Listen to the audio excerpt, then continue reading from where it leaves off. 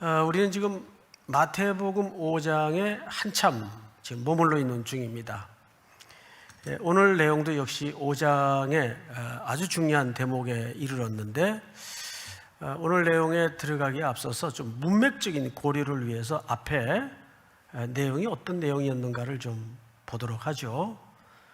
예수님은 새로운 나라를 이루시기 위해서 지금 왕으로서, 그 나라의 주권자로서, 통치자로서 백성들을 산 위에 불러 앉혀 놓으시고, 지금 그 나라의 통치 질서와 그 나라의 새로운 윤리를, 새로운 가치를 지금 설득하며 설교로 풀어내고 있습니다.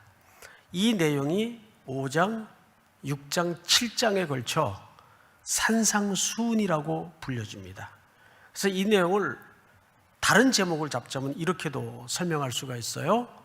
왕의 가르침, 왕의 가르침, 이렇게 표현할 수가 있습니다. 그래서 그 첫 번째 주제가 팔복의 말씀이었어요. 새로운 나라의 하나님의 백성들은 어떤 원리로 그 나라의 백성으로서 삶을 살아내야 되겠는가, 이것이 팔복의 말씀이었어요. 당대 사람들의 인식에서는 도저히 납득이 안 가는 굉장히 새로운, 또 특이한, 전혀 다른 질서였고 가치였고 원리였습니다.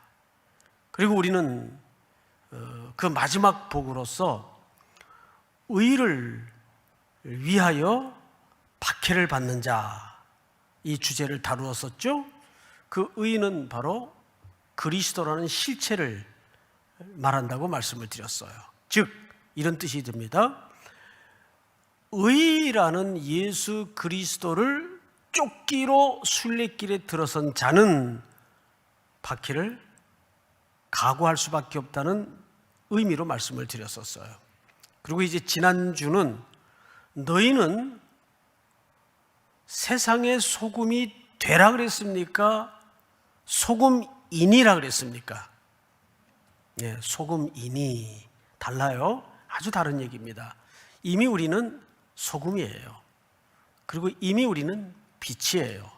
그래서 소금이 되라, 빛이 되라 라고 말씀을 가르치지 않았어요. 근데 어디에서 소금이고 어디에서 빛이랍니까? 세상에서. 근데 그 세상이라는 단어가 좀 의역이 됐다고 말씀을 드렸었어요. 원문에는 그 세상이 뭘로 표기가 되어 있었죠? 땅. 우리 한국 사람들이 좋아하는 땅. 근데 유대적 관점에서는 땅이라고 할 때는 통념이 이렇습니다. 어둠의 주관자가 주도하는 시공간의 모든 영역을 뭐라고 이해했다고요? 땅이라고 이해했다고 말씀을 드렸어요. 그래서 그 땅을 번역가들이 번역을 할 때 의역을 해서 세상이라고 번역을 했다고 말씀을 드렸죠. 그리고 이제 오늘 주제로 넘어오면서 16절에 보면 이렇게 소개를 합니다. 너희 빛이 사람 앞에 비치게 하여 그들로 너희 착한 행실을 보고 하늘에 계신 너희 아버지께 영광을 돌리게 하라. 자, 여기 착한 행실이라는 표현이 있죠. 이 대목은 지난주 좀 미처 다루지 못했던 대목인데, 너희는 세상의 소금이니 했을 때 소금이 갖는 두 가지 기능을 설명했었습니다. 첫째가 어떤 기능이죠? 부패하고 썩는 것을 방지하고 또 그것을 신선하게 유지하는데 소용되는 도구로서의 소금이었어요. 그 또 하나 기능 기억하십니까? 뭐죠? 맛을 내는데 소금이 사용됩니다. 그런데 놀랍게도 마태복음에는 소금의 기능을 사실상 한쪽에만 예수님이 강조를 했어요. 부패하고 썩는데 소용되는 기능으로서 소금이 아니라 오히려 맛을 내는데 그 기능을 설명했습니다. 우리 13절을 한번 볼까요? 너희는 세상의 소금이니 소금이 만일 그 맛을 잃으면 무엇으로 짜게 하리요? 후에는 아무 쓸데없어 다만 밖에 버려져 사람에게 밟힐 뿐이라. 자, 소금의 기능이 두 가지인데 하나는 썩는 것을 방지했고 하나는 맛을 내는 데 쓰여진다고 설명을 드렸었어요. 그런데 마태복음에서는 어느 쪽에만 강조점을 두었습니까? 맛을 내는 데만 강조점을 두었어요. 그래서 이게 좀 이상하더라고요. 왜 그럴까? 주로 이제 저도 그랬지만 많은 설교자나 목회자들이 이 부분을 설교하거나 가르칠 때 주로 이 부패한 세상, 이 썩는 냄새가 진동하는 사망의 냄새가 가득한 땅에 우리는 소금으로서 그 썩는 것을 방지해야 된다. 그래서 리폼드, 다시 말해서 개혁을 해야 된다. 저도 그렇게 그런 쪽으로 설교를 많이 했었고 또 가르쳤던 기억이 납니다. 근데 이번에 이 팔복을 준비하면서 이 대목을 다시 보니까 그 대목에는 별로 예수님이 관심이 없는 건 아니셨겠지만 그쪽에 1절 언급이 없어요. 오히려 맛을 내는데 그 기능의 강조점을 설명했더라고요. 그렇죠, 여러분? 자, 그럼 우리는 조금 시선을 바꾸어서 과연 소금인 그리스도인들이 세상 속에서 맛을 낸다는 게 무슨 의미일까? 아내의 맛 있듯이 그리스도인의 맛, 이 정도 되겠죠? 과연 그리스도인들이 소금의 기능을 가지고 맛을 낸다는 게 무슨 의미일까요? 성경은 분명히 그 부분을 지금 강화시켜서 설명을 하고 있다고요. 그런데 신약 성경의 전반적인 흐름을 보면 초대교회 그리스도인들을 향해서 당대 세상 사람들이 이렇게 바라보곤 말하곤 했습니다.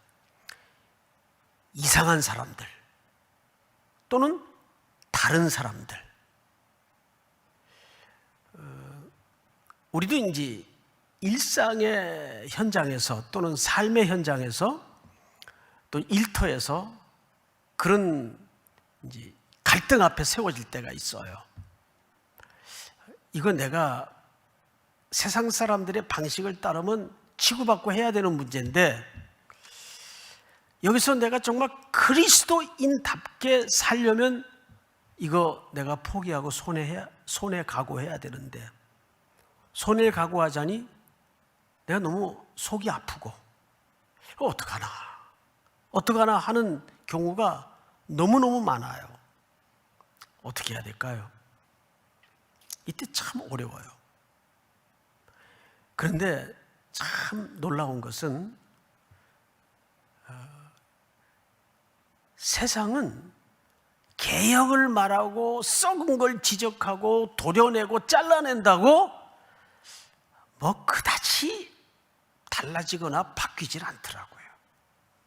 그런데 세상이 언제 교회로 끌려 들어오냐 하면 교회가 세상과 다른 맛을 낼 때, 그걸 우리는 보통 뭐라고 표현을 할 수 있겠어요? 매력, 영적인 매력이죠.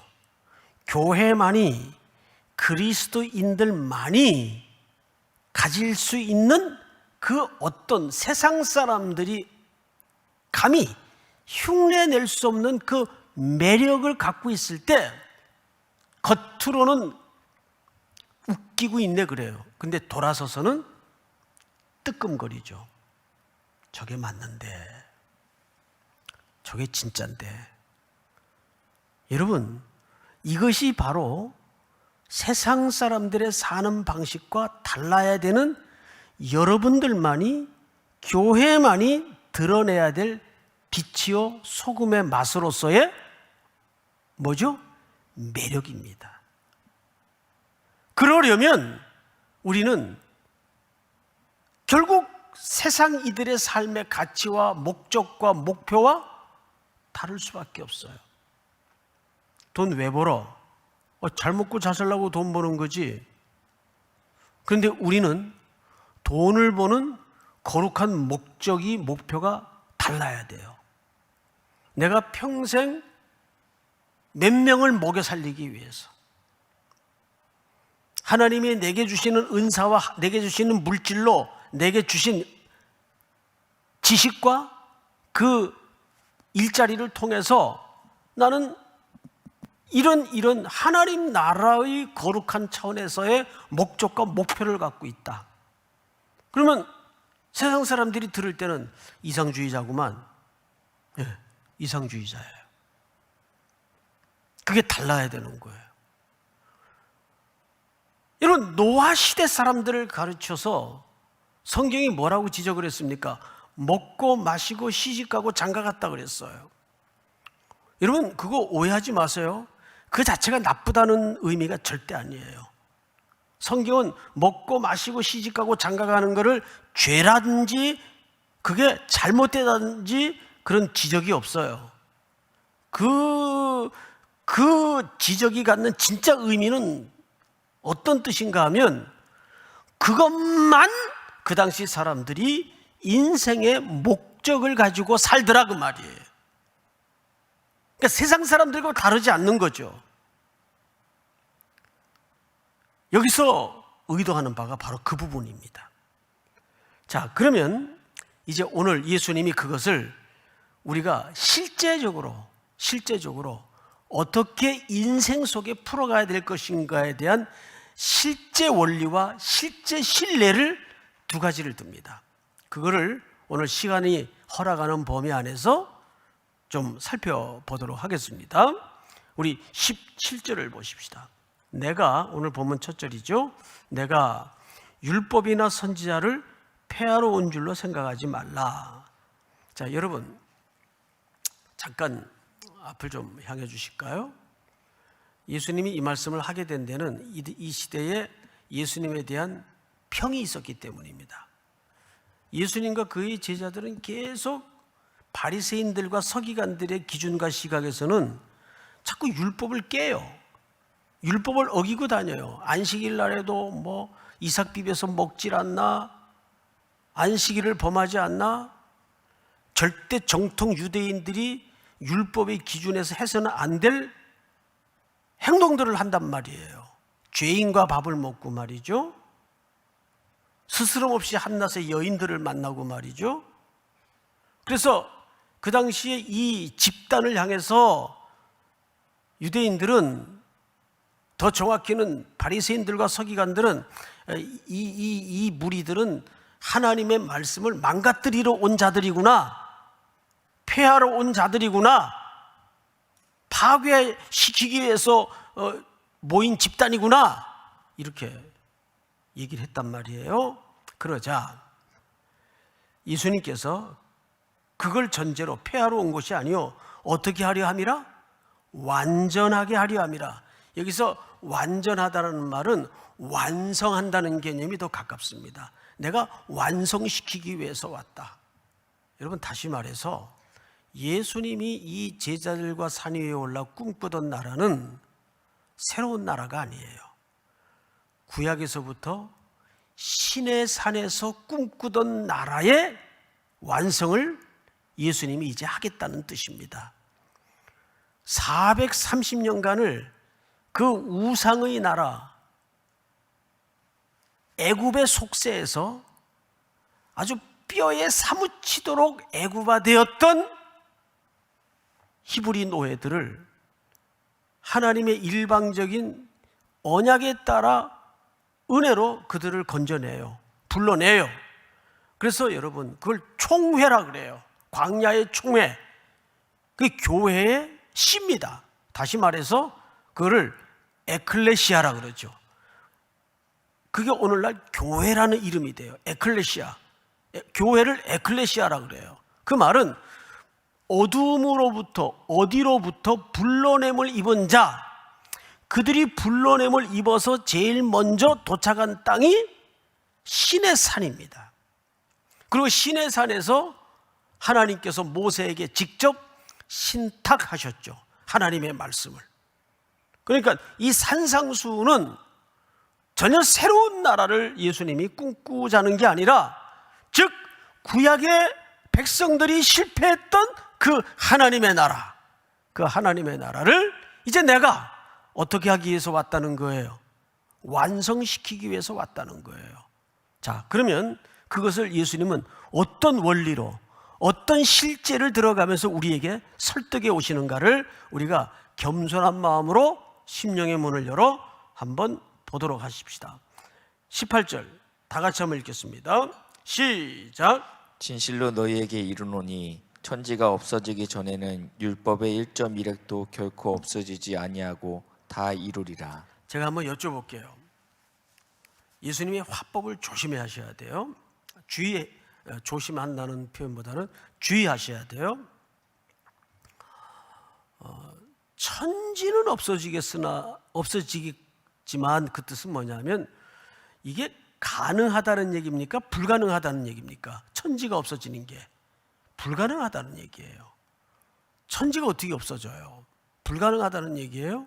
그런데 그렇듯이 천지가 없어지기 전에는 율법의 1.1획도 결코 없어지지 아니하고 다 이루리라. 그러면 천지가 없어진다는 게 초점입니까? 율법의 1.1획이라도 다 이룬다는 것이 초점입니까? 그만큼 이 이룸은 확실한 것임을 강조하는 거예요. 그러면 도대체 1.1획이 무슨 뜻인가? 이 1점이라는 것은 히브리 말에는 모음이 없어요. 다 자음이에요. 자음인데 자음 중에 제일 작은 스펠이 하나 있습니다. 그 스펠을 요드라 그래요. 이렇게 생겼어요. 예, 이게 스펠이에요. 10번째 알파벳인데 이게 이제 영어 발음으로는 Y자 발음을 냅니다. 요드라 그래요. 우리나라의 그 콤마하고 비슷하죠? 그런데 이 요드가 들어가고 빠지는 거에 따라서 단어의 의미가 달라지고 문장의 개념이 달라지는 경우가 허다해요. 그럼 1획은 뭐냐? 1획은 말 그대로 선 하나가 그어지는 그 자체를 얘기합니다. 자, 그런데 오늘 성경을 다시 보십시다. 율법의 1.1획도 결코 없어지지 아니하고 다 이루리라. 이 말은 예수님은 율법을 폐하러 오신 분이 아니고 구약으로부터 약속되었던 그 율법을 완성하기 위해서, 마무리하기 위해서 오셨다는 것을 강조하는 거죠. 자, 19절. 그러므로 누구든지 이 계명 중에 지극히 작은 것 하나라도 버리고 또 그같이 사람을 가르치는 자는 천국에서 지극히 작다 일컬음을 받을 것이요, 누구든지 이를 행하며 가르치는 자는 천국에서 크다 일컬음을 받으리라. 자, 여기에 대조가 뭔가 크다 작다예요. 그죠? 작다고 불리울 수 있고 크다고 불리울 수 있어요. 근데 그 기준이 뭐죠? 하나님의 말씀을 버리는 자와 행하는 자가 반대 개념으로, 대칭 개념으로 등장을 합니다. 하나님의 말씀을 버리는 자, 1.1획이라도 변경시키거나 버리는 자는 작다고 일컬음을 받을 것이고, 또 그것을 버리지 않고 다 행하여 순종하는 자는 크다 일컬음을 받을 것이다. 이 말은 사실상 서기관들과 바리새인들을 겨냥한 지적입니다. 그들은 하나님의 말씀을 평생 부들부들 떨면서 붙들고 그 작구 하나하나를 정말 무시무시하게 중요하게 여기고 지키는 사람들인데, 문제는 그 본의로, 의미로까지는 들어가지 못한다는데 맹점이 있었어요. 허구가 있었어요. 어느 정도 철저히 지키냐 하면 안식일 날인데 담이 무너졌어요. 근데 세상에 그 밑에 사람이 깔렸네요. 그러면 이게 기본적인 상식 같으면 얼른 담을 치우고 건져내거나 해야 될 텐데, 안식일 날에는 아무 일도 하지 말라 그랬으니까 이렇게 담 밑에 깔린 사람 보고 죽었어 살았어 수은이 붙어 있으면 일단 안식일이 끝날 때까지 그대로 둬요. 이거는 율법의 정신을 제대로 아는 사람들입니까? 모르는 사람들입니까? 이건 율법의 정신을 모르는 사람들이죠. 자기가 안식일이지만 꼭 해야 될 일이 있거나 하고 싶은 일이 있으면 대신 안식일을 범해주는 또 사람이 있어요. 그래서 그 사람을 불러요. 내가 꼭 저걸 좀 해야 되겠는데 오늘 안식일이라 나는 못해. 그러니까 네가 해라. 이렇게 해서 안식일을 범해주는 사람도 있어요.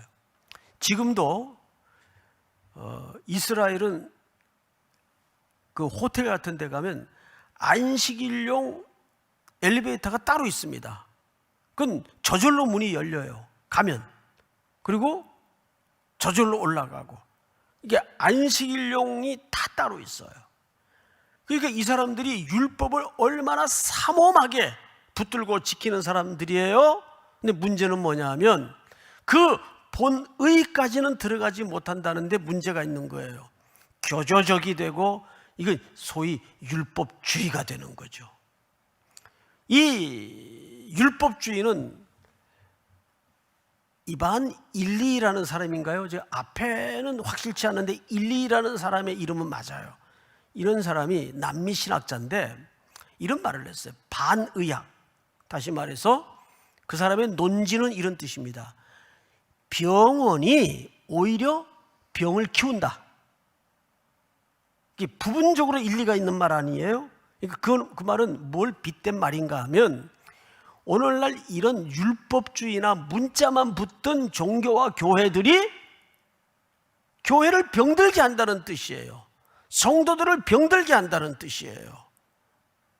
그 율법이 말하는 본의 속뜻으로까지 들어가지를 못하고 자꾸만 붙들고 네가 죄를 범했다 안 범했다, 그래서 사람을 칼질하고 죽이고 난도질을 하죠.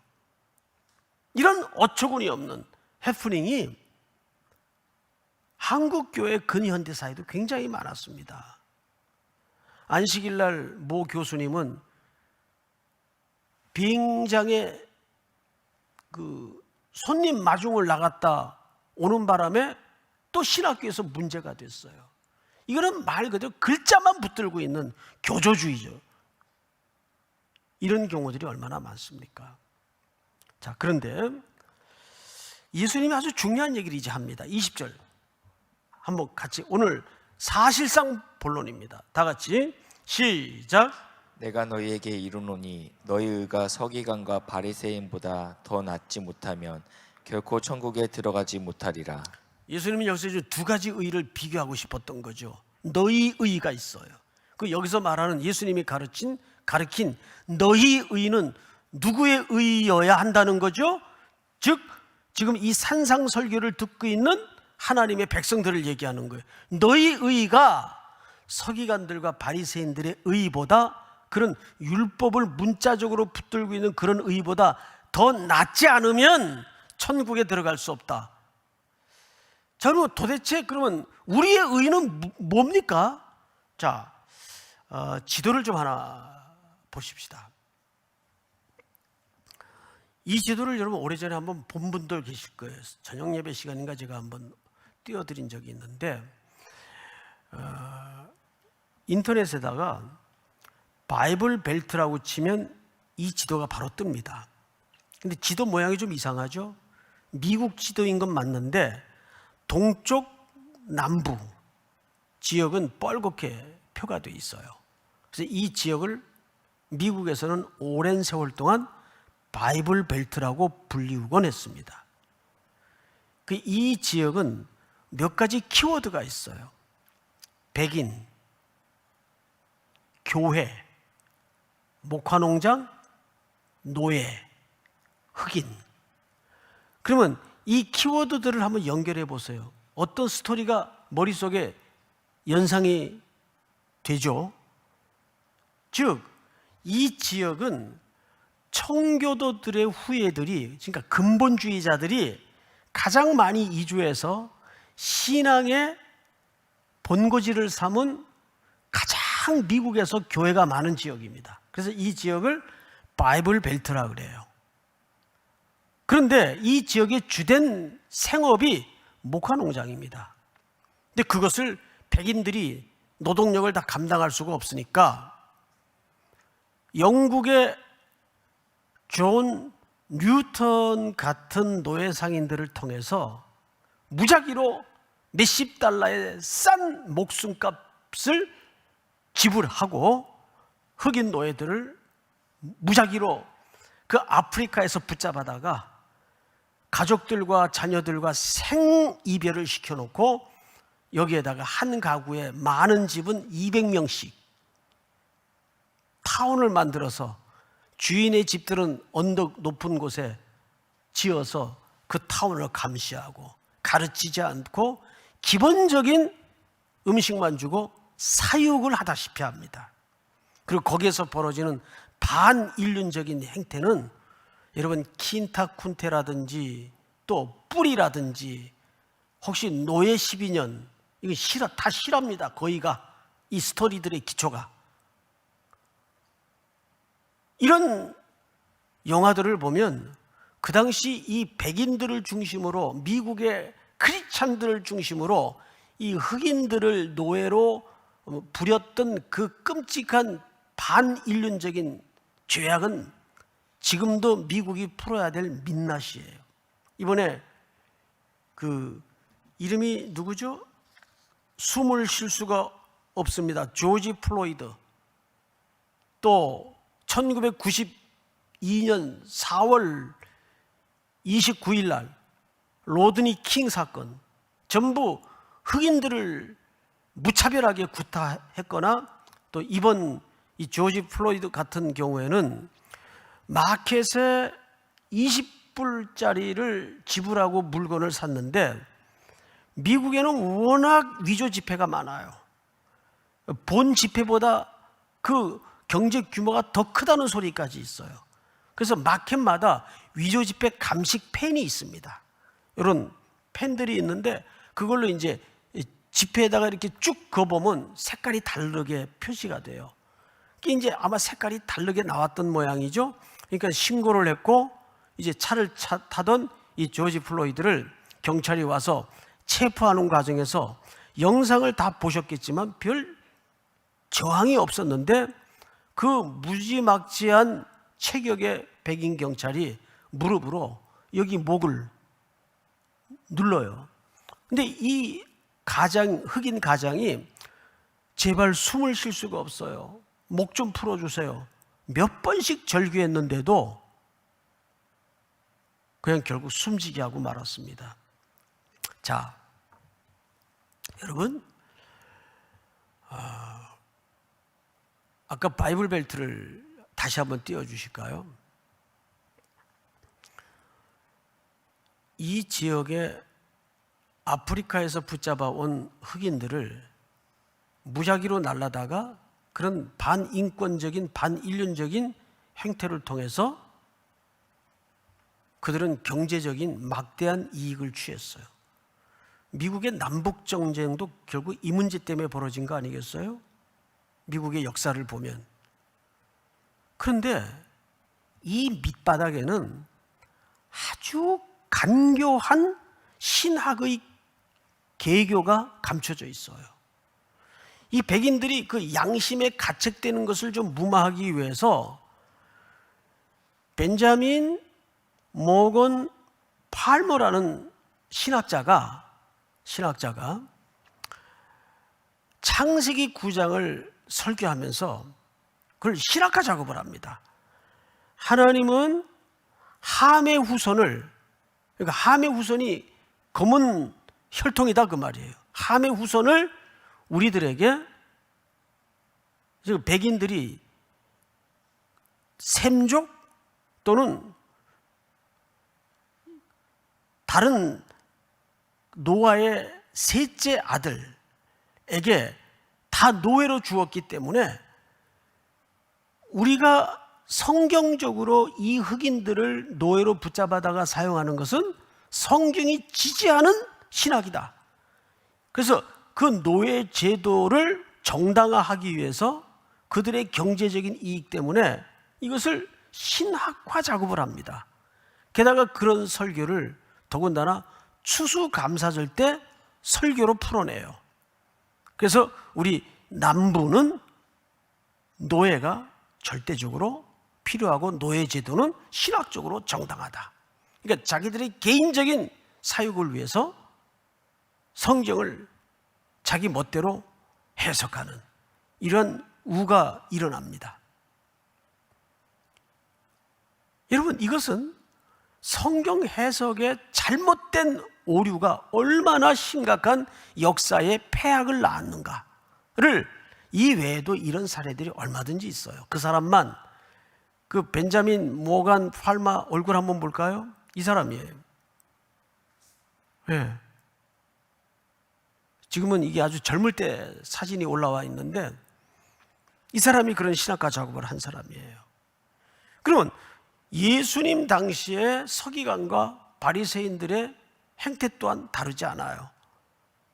자기들은 아무것도 하지 않으면서 백성들에게 자기들이 잔뜩 만들어 놓은 그 율법을 강조하고 숨을 못 쉬게 만듭니다. 권위적인 종교의 무릎으로 찍어내려서 숨을 못 쉬게 만듭니다. 그래서 예수님이 마태복음 11장쯤 가면 수고하고 무거운 짐진 자들아 다 내게로 오라. 내 멍에는 쉽고 가벼우니 내게로 와서 배우라. 이 말은 그래서 고생하는 사람들, 못 먹는 사람들, 그런 수고하고 무거운 짐을 말하는 게 아니라 당시 그런 종교 권위자들의 그 율법에 짓눌린 숨도 쉬지 못하고 있는 백성들의 억압된 삶의 상태를 두고 한 얘기예요. 수고하고 무거운 짐진 자들아. 그러면 예수님이 이 대목을 어떻게 새롭게 해석하는가? 자, 이제 그 신뢰를 한 가지만 들고 마치도록 하겠습니다. 21절. 옛사람에게 말한 바, 구약 성경을 얘기하겠죠. 살인하지 말라. 누구든지 살인하면 심판을 받게 되리라 하였다는 것을 너희가 들었으나, 이 심판이라는 것은 종말론적 심판을 말하는 게 아니고 이 재판을 받게 된다 그 말이에요. 사법적 재판을. 자, 앞을 잠깐 보십시다. 여러분 가운데 아마 이 살인에 대한 6계명에 저촉이 되는 사람은 문자적으로 한 분도 안 계실 거예요. 저도 아니에요. 저도 이 6계명으로부터 문자적으로 살인에 대해서 저는 깨끗합니다. 정말이에요. 그런데 이것이 바리새인들이 알고 있던 6계명의 의미였어요. 내가 직접 피 묻히고 사람 죽인 일이 없으면 율법 지킨 거예요. 그럼 예수님은 그 율법을 어떻게 이해하고 새롭게 정의를 내리고 있는가? 자, 보십시다. 22절. 나는 너희에게 이르노니 형제에게 뭐하는 자마다 분노, 노하는 자마다 뭐를 받게 되고 심판을 받게 되고, 형제를 대하여 뭐하는 자는 라가라 하는 자는, 이 라가라는 말은 풋노트에 보면 히브리 욕이라고 돼 있어요. 어느 정도 수준의 욕인지는 사실 정확한 의미를 잘 몰라요. 과일 크기를 따지자면 수박만한 욕인 거는 틀림없어요. 예수님이 인용한 걸로 봐서. 네? 엄청난 욕이에요. 그래서 제가 그 어의를 뒤져봤더니 멍청한 놈, 머리가 빈 놈, 무가치한 놈, 뭐 이 정도 뜻으로 이해를 하면 거의 맞을 것 같아요. 자, 그 다음에 보십시다. 공회에 잡혀가게 되고, 이건 사내들인 공회를 얘기합니다. 미련한 놈이라고 하는 자는 지옥불에 들어가게 되리라. 자, 이 심판의 강도가 점점 약화됩니까? 강화됩니까? 점점 강화되죠. 근데 이 세 욕이 전부 무엇에 해당하는 공통점이 있어요? 자, 다시 한번 강조할게요. 노하는 자, 나가라, 욕하는 자, 미련한 놈이라고 하는 자는 지옥불에 들어가게 된대요. 그리고 이렇게 얘기합니다.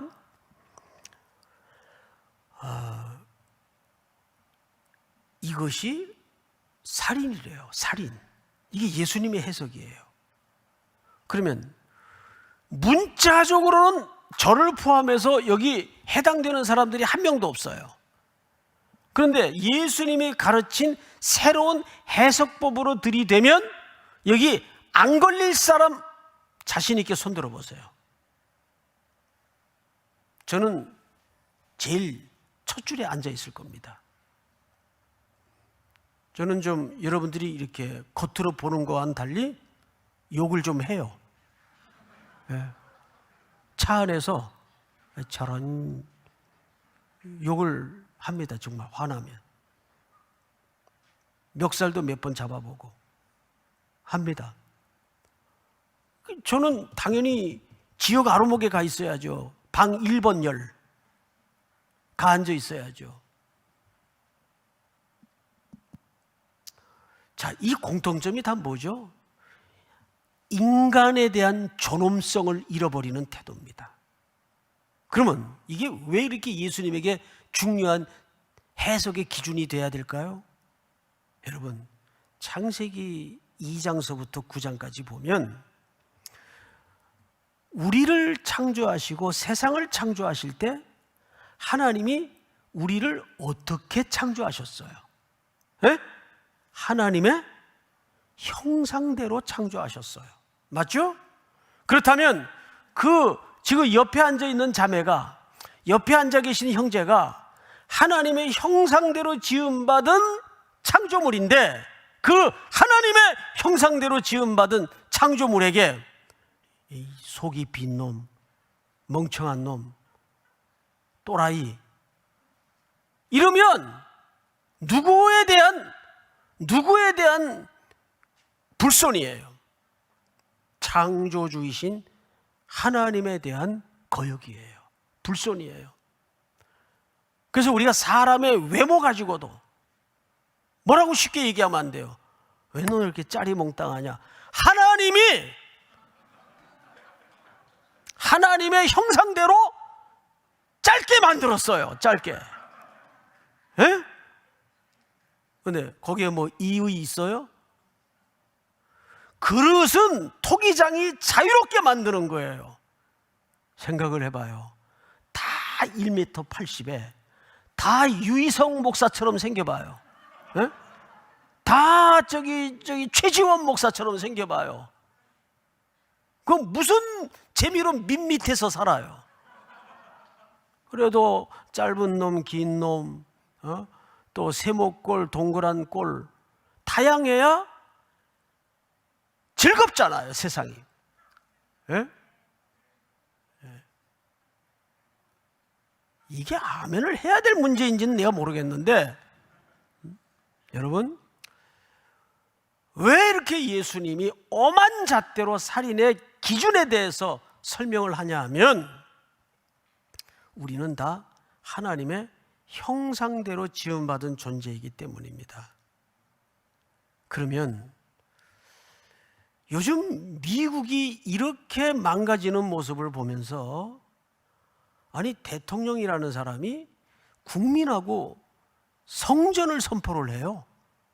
난 참 이제 우리가 너무 과잉스럽게 기대었던 미국으로부터 배울 게 뭐가 있는가 하는 근본적인 회의가 들기 시작합니다.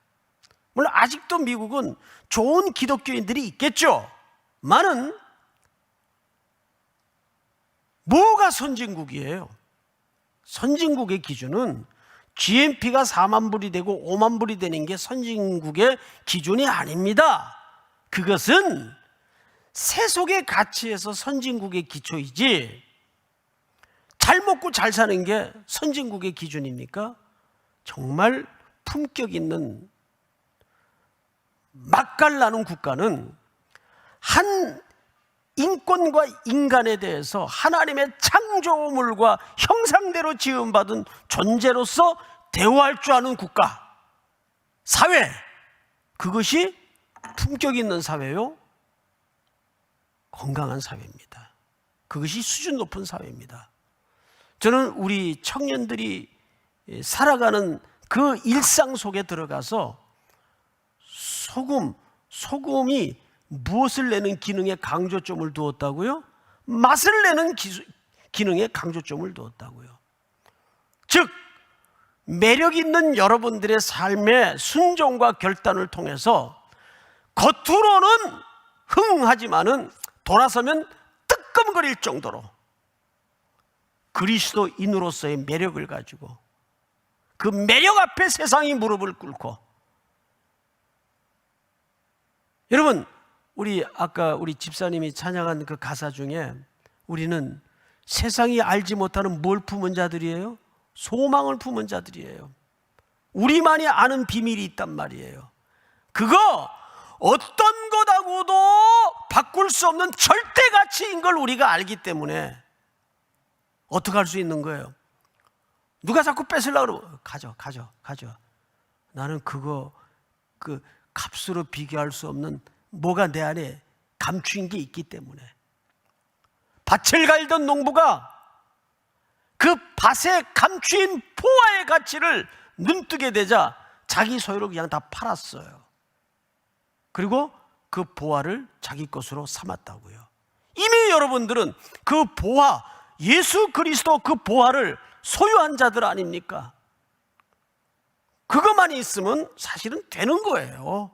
그것만 있으면 그분이 여러분들 안에서 평생길을 책임지는 목자가 되시고 동행해 주시고 임마누엘 되시기 때문에 오늘 이 말씀에 다시 한번 한 주간 속에서도 여러분 주변에 하나님의 형상으로 창조된 그 이웃을 존중하고 사랑하고 품격 있는 맛깔나는 그리스도인들이 되어서 하나님 앞에 영광을 돌리는 승리하는 한 주가 될 수 있기를 주님의 이름으로 축원하고 축복합니다.